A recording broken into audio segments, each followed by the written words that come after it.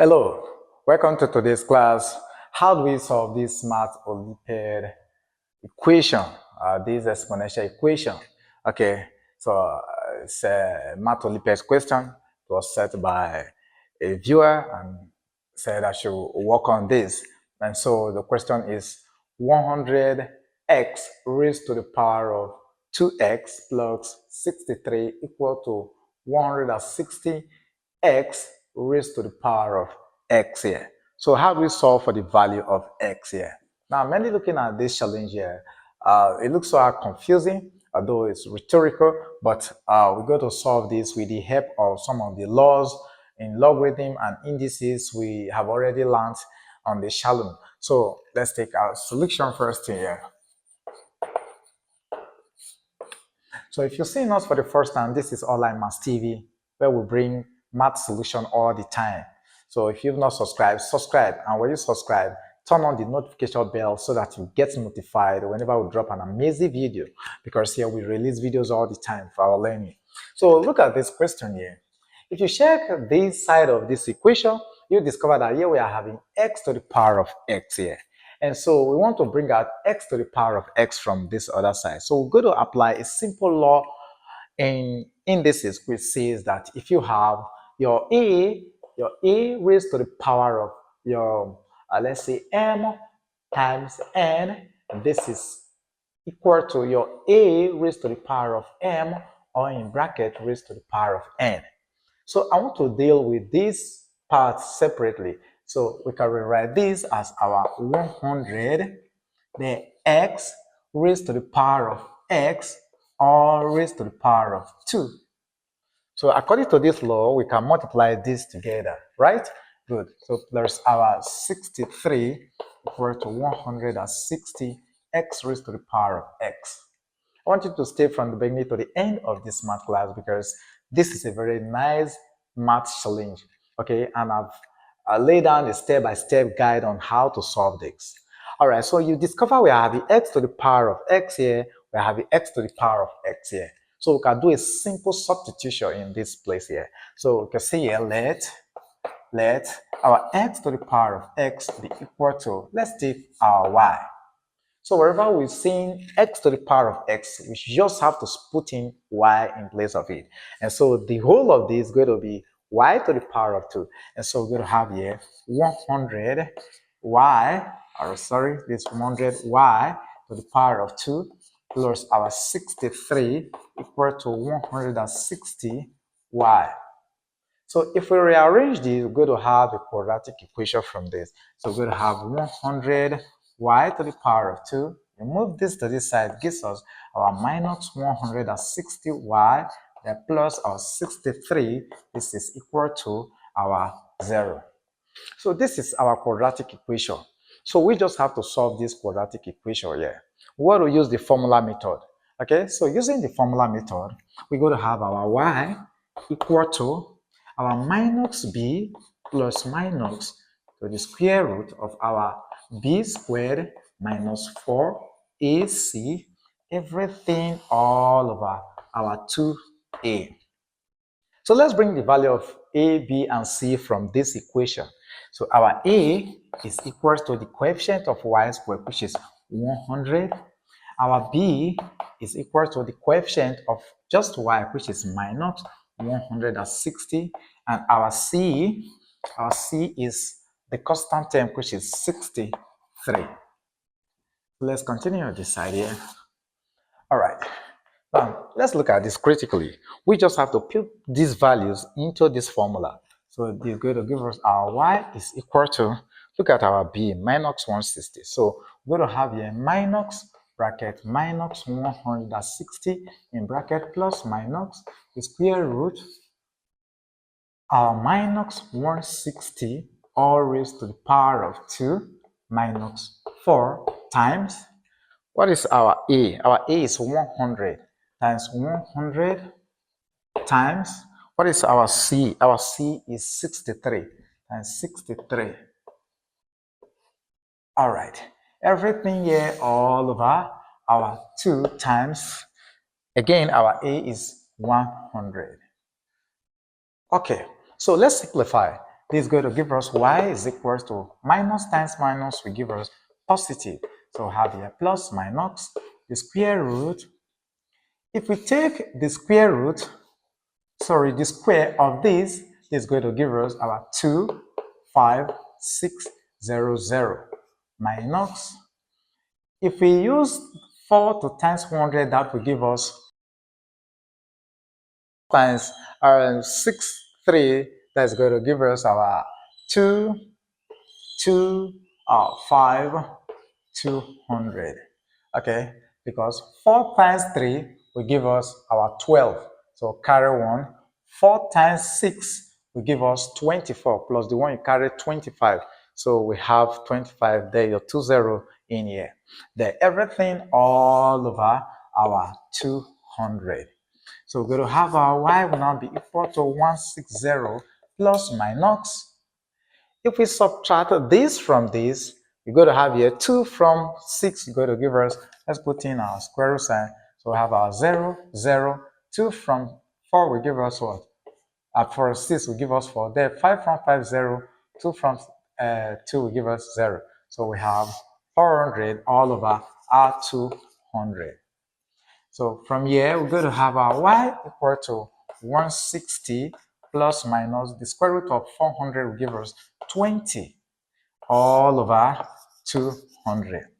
So we have two case scenarios here, y1 and y2. So we're going to have our y is equals to, take the plus sign.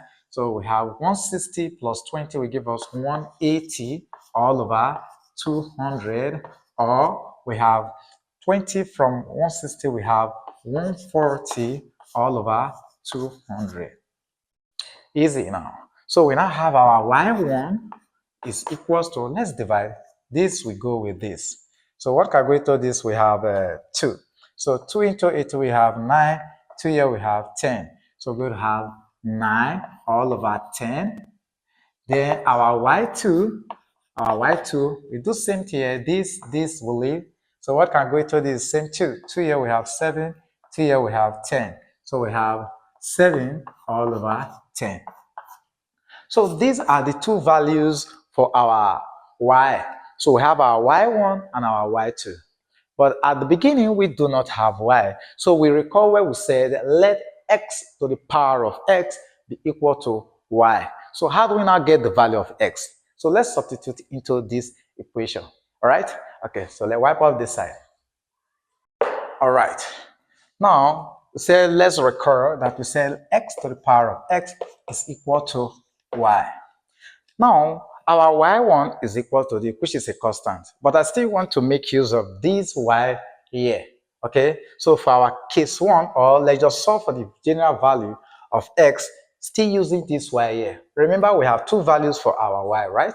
Good. So from this expression, what we do here, we can log both sides to base 10, or we can ln both sides to base e. Okay, so to do this, we're going to take the ln on both sides. So this is going to give us ln of x raised to the power of x is equal to the ln of our y. Remember, y has these two values here, right? Good. So I will put the values back into the system at the end of the day. So if we have this, what we do, there is a law in logarithm which says that if you have the ln of your a raised to the power of b, then move this power back here. And so this is going to give us b times the ln of ra.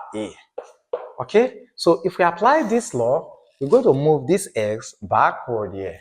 So this is going to give us our x times the ln of our x, close bracket, equal to the ln of our y. So what we do here now, we want to divide both sides of the equation by our x. Yeah. So if we divide this side, both sides by x, this is going to be our x, then this is all over x. So what happened, this and this will leave the system. So we are now left with the ln of our bracket x, close bracket, is equal to the ln of our y, close bracket, all over x. All right, so what we do, we want x to stand alone. And so we introduce e to this part of this equation, and we equally introduce e to this part of this equation. Remember that if you have your e all raised to the power of the ln of a star, this is equal to a star. Okay, so we can eliminate this ln here. So this is going to give us e raised to the power of the ln of our x equal to our e raised to the power of the ln of our y all over x. And so what happened? We are having ln base e, and we're having e here, and so this will go with this. Okay, so we are now left with our x. So now have our x is equals to e raised to the power of the ln of our y plus bracket all over our x here. Mind you, we are looking for x, but x is still here. We are having e raised to everything here. So we want to evoke the Lambert W function. And what does it say? It says that if you have your a star, right, times your e raised to the power of a star, and you decide to take the Lambert function of this system, okay, so this will give you a star. So look at what we are having here. For us to evoke the Lambert W function, then the base here must be equal to the power here. And look at what we are having here. And so we have to multiply this side of the equation by ln of y all over x. We equally multiply this side by ln of y all over x also. So let's continue on this side again. All right, so from here, but before we continue, remember the value of our y1. Y1 is equals to 9 all over 10, and our y2 is equals to 7 all over 10. All right, so from here, we want to multiply both sides here. So you're going to have your x times our ln of our y all over x equal to, we do same thing here, our ln of our y, the all over x times our e raised to the ln of our y all over x. I want to believe we are learning something from here. All right, so look at this and this. And so this x will go with this x. So we're now left with what? Just what? ln of y, right?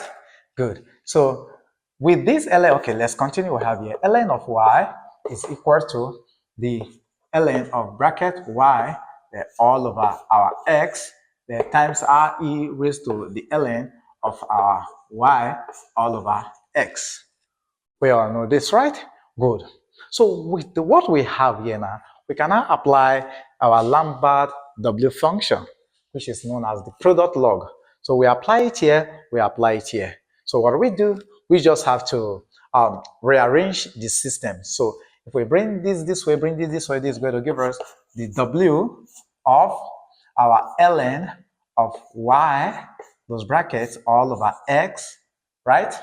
Times our e raised to the ln of our y all over x, those bracket is equals to the w of our ln of our y, those brackets. Easy.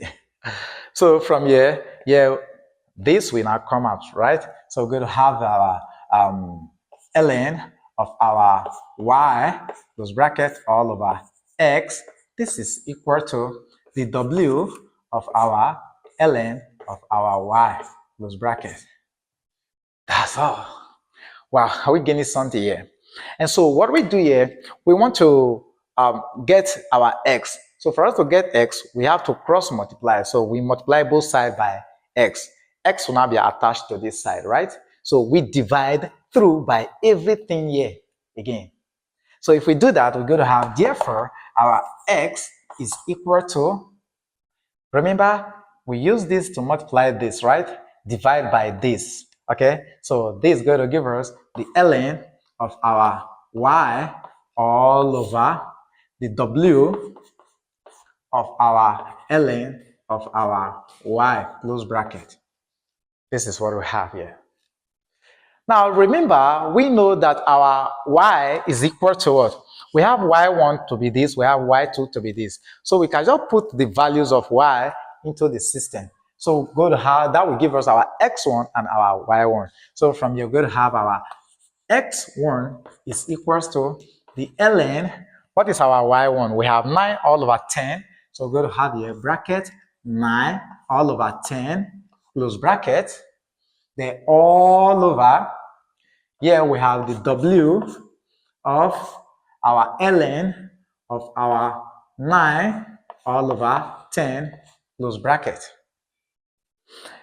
You can input this into your calculator and it's going to give you a numerical value. Okay, let's continue here. Okay, so if we input this into our calculator, we're going to have our x1.